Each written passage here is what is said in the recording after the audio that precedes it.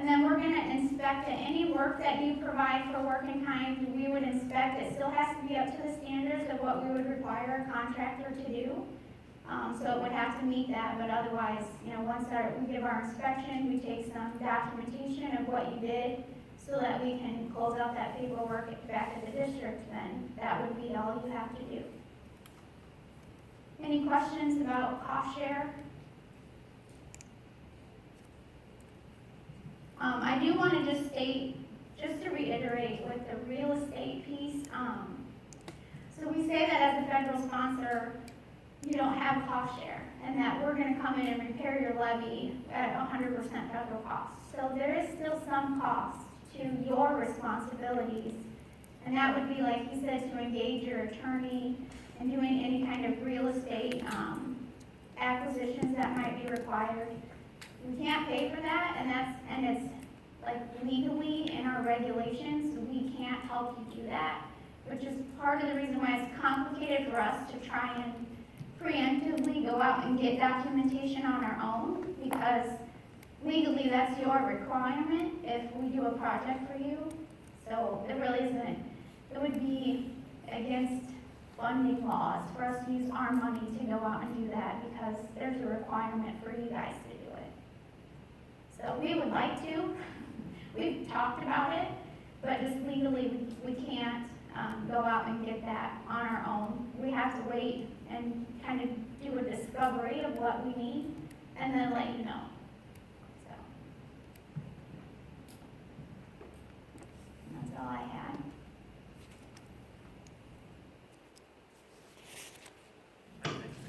Are you next again? So our next speaker couldn't be here today. Well, there's one more slide here with us too.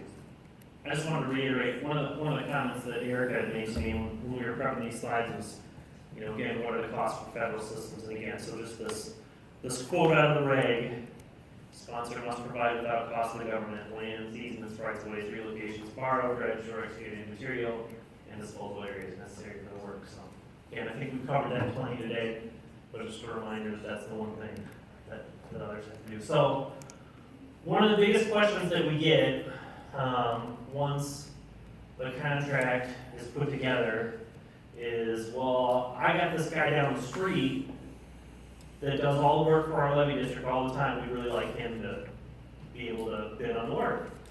And so, if any of you have ever been through the government contracting process, again, much like everything else we talked about today, it's a process. And so, Beth White is our new small business coordinator at our district, and she unfortunately couldn't be here today. I'm not going to try to belabor this stuff because I am not a small business contracting expert. She is. Her contact information is available. She's phenomenal to work with. She's done a couple of industry days to try to get more contractors in and meet people, but there's some instructions here on how you can get your local folks registered into our systems so that they can bid on contracts in the future when we do bid those out. So there are times when we do some different contracting methods where we might have a set aside contract so we can get people out there faster or something like that. So the first thing is they're going to send an acquisition forecast out of their website. The websites are down here at the bottom. Their internal team, so our staff and engineering, working with them, we're going to do some market research. So we're going to, maybe send a letter out and say, hey, we're looking at doing 25 levee repairs. What kind of companies are out there within the Midwest that can do this kind of work? Are you interested? If so, send Beth a letter and let her know that you're available and that you're interested. And then we'll see, based on that research, can we get enough bids? If we can, we might look for a particular type of contractor that we could use. And then there'll be an internal team that decides what types of contracts, what types of contractors will be able to bid on the contract. And then the solicitations are always posted on FBO.gov. So Federal Business Opportunities, FBO.gov, that's where all these contracts eventually go out to get bid on.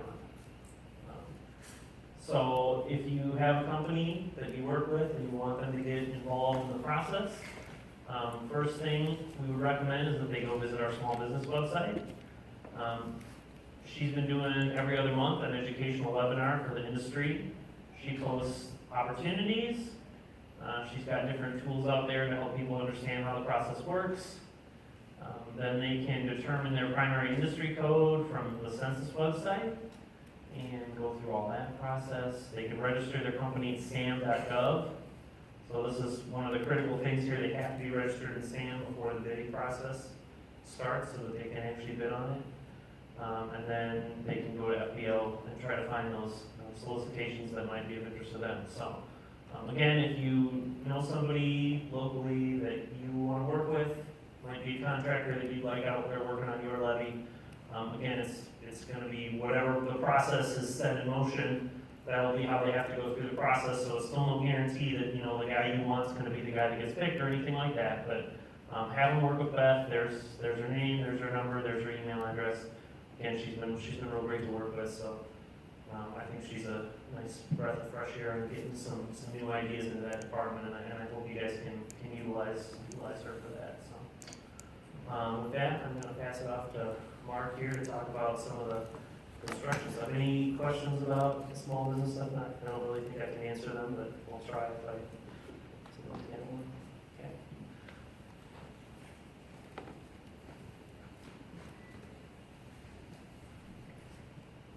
All right, that's on. So, again, I'm Mark Pratt. I am, as I get this adjusted here. I am the area engineer here. I was in our office for the Corps of Engineers in Davenport. And so I'm the administrative contracting officer. We'll see that. Basically, I have a lot of project engineers that work for me that will be kind of boots on the ground because you finally got to construction. We got through all that paperwork, all that real estate stuff, and you actually get to turn dirt or put concrete down or do whatever to prepare your levy system. But wait, there's more paperwork, but not by you. It's by the contractor. So I won't get into too much detail here, but basically for Army, for federal government contracting and construction, there's very delineated lines of authority. And I'll just go through those here real quick so you can understand. If you see one of my staff out in the field and ask them, well, we want you to do this, and he gives this look like you're talking to the wrong person, I'll explain why. So basically, the contracting officer has the authority to basically award the contract. So they work out of the district office, and they have basically what we call warrants, which means they can obligate federal money up to, some of them have unlimited, some of them have like 25 million. They delegate contractual authority for construction projects to somebody like me, an administrative contracting officer, and basically I am in charge of running the construction contract. So any changes that need to happen, I'm the one that will be signing the contract wants to do that, up to $500,000. I'm also, what you would say, dually dangerous because not only am I a contracting officer, I'm also an engineer. So there's some stuff in the field that my staff, who's also engineers, will be able to handle without having to stop everything and go back to the drawing board. So I have limited ability to modify the contract, but I do have the ability to say, hey, if it's rain coming or the water's coming up and you still have a hole in your flood system, I can say, contractor, go do this up into $500,000 verbally. So you don't have to wait for the paperwork before they can start working on it. So this is a level below me. So these are the engineers that work for me. They're called contracting officers representatives. Basically, they administer the contract as is. They interpret the contract and say, contractor, the specs say this, do this. They're also engineers. And if you go up to them and say, hey, I want, more dirt over here or a little more riprap over here, they're going to give you a weird look too, because they can't do that. Only I can, to a certain extent. And then finally, the boots on the ground is the quality assurance representatives, basically it's your construction inspector. These are guys that, are blue collar guys that have been in the construction industry for 20 to 30 years and have done a lot of these similar types of repairs throughout their careers, so this is nothing new to them. Again, they have no contractual authority to do anything other than to be there and make sure the work is progressing according to the contract. So once you're done constructing, usually part of the do-outs from our construction process is the final survey of whatever repairs we done, and that transitions to the operation and maintenance manual, which I'm slide early, sorry. Sponsors, we're gonna have pre-con meetings, basically saying, going over a lot of contract law, basically telling you we're gonna tell our contractors this too, if a sponsor comes up to you and says something, to do this, don't do it, you can contact us. I mean, I stress with my staff that we are providing a good product for our end users, which is you guys in this room. So if there's something, we will help facilitate the coordination for that, but we just can't change something because you want it necessarily. We have to get our engineering involved and all that stuff, so. That being said, now it's on to your O&M manual. Great, thanks. And earlier I talked about a review process, so again, a great reminder of what Mark said.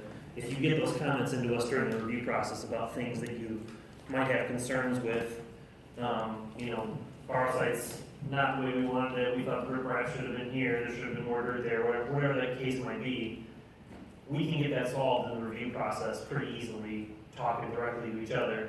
Once it's in the construction process, there's a contract awarded, it's a lot more difficult to change those things. So again, participate in that review process as best you can, and we'll try to get those problems solved up front as opposed to having to wait down the road. So again, when all's done, one of the last things that we'll do is we will update operation and maintenance manuals. Sometimes it's a quick supplement, just a few pages that we add in with the new drawings and maybe some new language that's come out and different regulations over the years since the last time you've had an O&M manual update. A lot of them after 2008, we got some nice new GIS maps where we tried to kind of convert some of the old engineering drawings into something a little bit more pretty and easy to read and follow along with.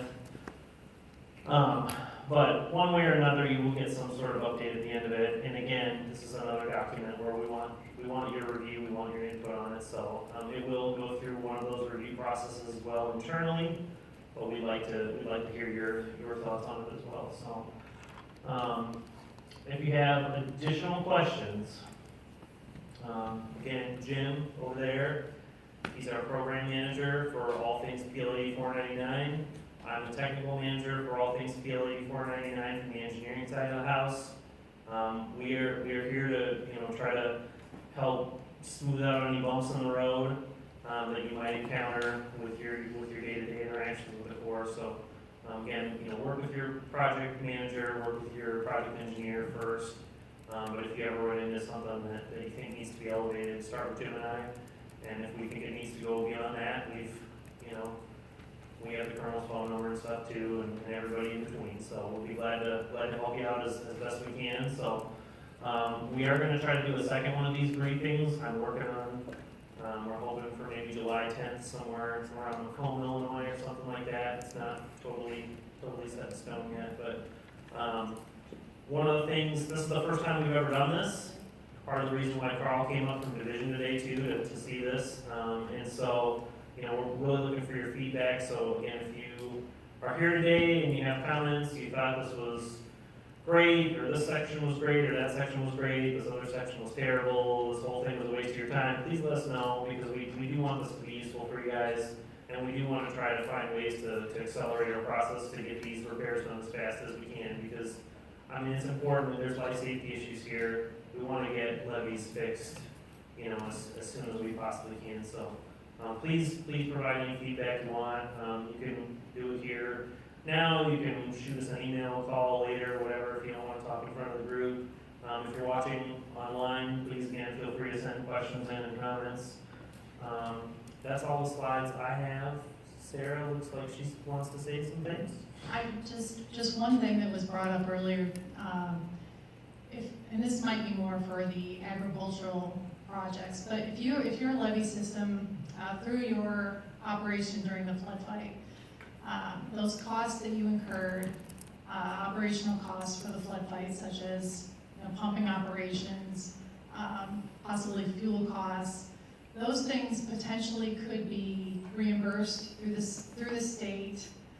So what you need to do is ensure you get with your county emergency management agency and submit that information to them. They have the eligibility requirements there, and they have the forms for damage assessments. So make sure you reach out to your county and get that information submitted, because the state is going to be looking for that to calculate those costs into their request for federal assistance.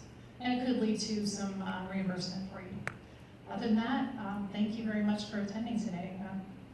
I thought this turned out really well. Thank you. Are there any questions that we haven't answered? Yes, we can do that. Look on a copy of the slide deck.